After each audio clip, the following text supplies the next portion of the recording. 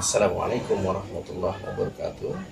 Berjumpa lagi dengan saya Rusdi dalam acara Halo Islam.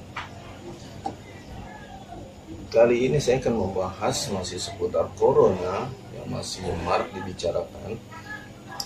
Saya akan mengambil sumbernya dari Detik News. Sebuah judul yang cukup menarik. Data terbaru kasus corona di RI per 9 Maret pukul 12 waktu Indonesia bagian Barat.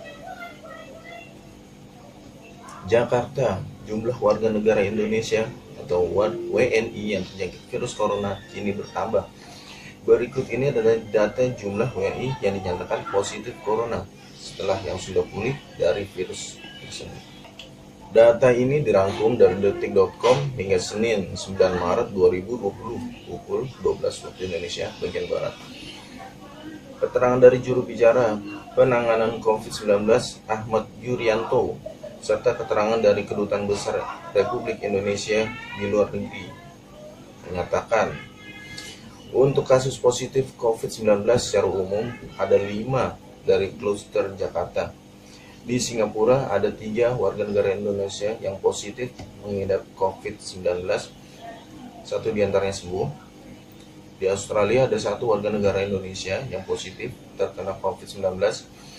Di Jepang masih tersisa 3 warga negara ABK kapal Diamond Princess yang positif terkena COVID-19. 6 WNI lainnya dinyatakan sembuh. Di Taiwan ada 1 WNI positif COVID-19. Dan totalnya sejauh ini ada 21 orang Indonesia yang suspek terkena COVID-19. Tentang seorang WNI yang berasal dari Australia yang mengidap COVID-19, ada yang menarik. Berita ini tersambung dengan halaman lain di Era Muslim. Oke. Kita akan melihat berita di Era Muslim tentang seorang WNI tersebut yang terkena COVID-19. Era Muslim mengabarkan sebuah berita dengan judul Australia, RI tidak punya fasilitas memadai menanggulangi COVID-19.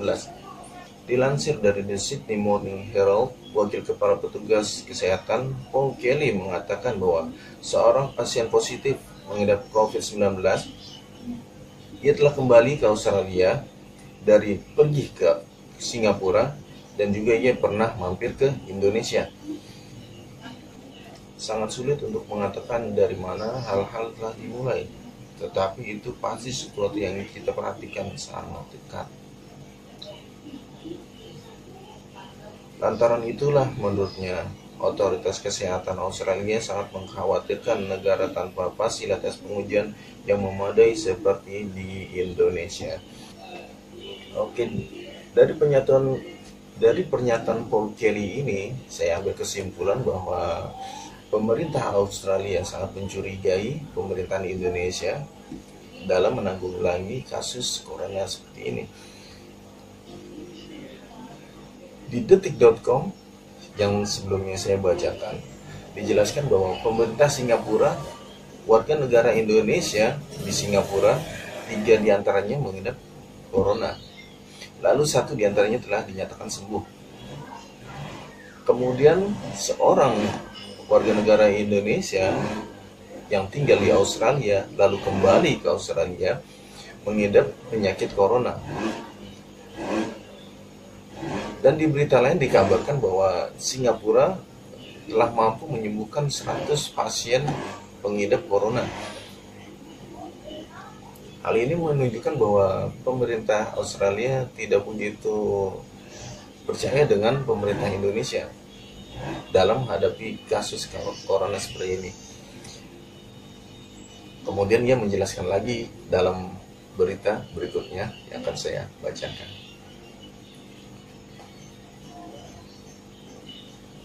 Lantaran itulah menurutnya otoritas kesehatan Australia sangat mengkhawatirkan negara tanpa fasilitas pengujian yang memadai seperti Indonesia. Ada tanda-tanda di negara-negara yang mungkin tidak memiliki jaringan laboratorium kesehatan masyarakat yang kuat. Jadi kami mengawasi tetangga di dekat utara kami, katanya. Maksudnya adalah Indonesia.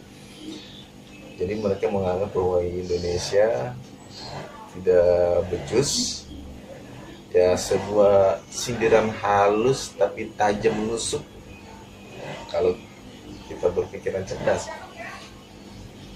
Kemudian, meski demikian, saat ditanya apakah pemerintah Australia bakal membatasi perjalanan dari Indonesia, Kelly mengatakan tindakan tersebut belum diperlakukan untuk saat ini. Kami belum sampai di sana.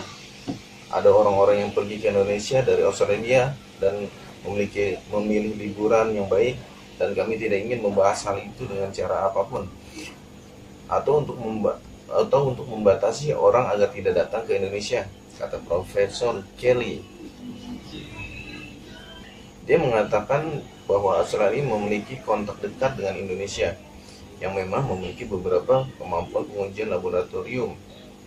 Kami telah menawarkan dukungan dan akan terus menawarkan dukungan dan bantuan dalam hal itu, tuturnya.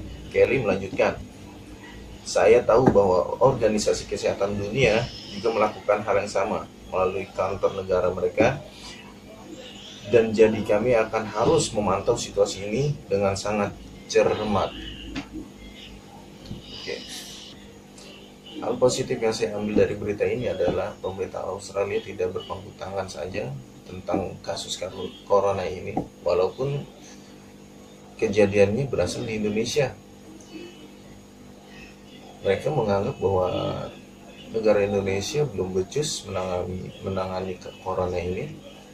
Karena itu mereka berusaha memantau dan membantu, termasuk organisasi dunia.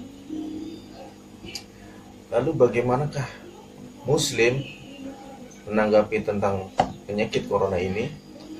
Saya akan mencoba mengambil sebuah sumber dari muslimokezone.com. Ada sebuah judul, Antisipasi Corona 19, khotbah dan salat Jumat di Arab Saudi dibatasi 15 menit. Jadi sekarang ini di Arab Saudi, jika melaksanakan salat Jumat, khotbah tidak boleh lebih dari 15 menit. Durasi antara azan dengan iqamat hanya diperbolehkan 10 menit. Pengunjung tidak boleh untuk beriktikaf. Tidak diadakan buka puasa bersama. Kemudian jika ada makanan seperti kurma, lalu bekas minuman, semua harus disingkirkan. Jadi Mekah saat ini benar-benar dibuat steril oleh pemerintah Arab Saudi hingga waktu yang belum ditentukan. Ya, semoga saja virus ini segera berakhir dan semua bisa kembali beribadah dengan normal.